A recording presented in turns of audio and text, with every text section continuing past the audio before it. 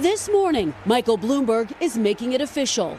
Mike Bloomberg for president, jobs creator, leader, problem solver. After months of speculation, the former New York mayor announcing his candidacy in a video Sunday, a part of a $35 million media blitz, touting his record as a three-term mayor. When New York suffered the terrible tragedy of 9/11, he took charge, becoming a three-term mayor who brought a city back from the ashes and brought back jobs and hope with it.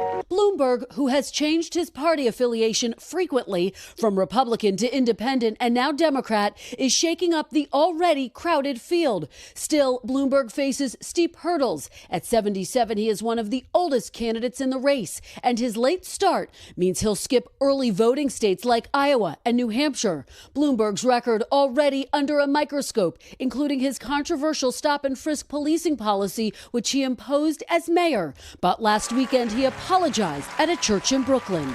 I want you to know that I realized back then I was wrong, and I'm sorry.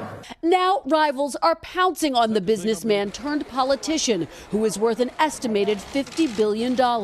Multi-billionaires like Mr. Bloomberg are not going to get very far in this election. But I do know this, and that is elections should not be for sale.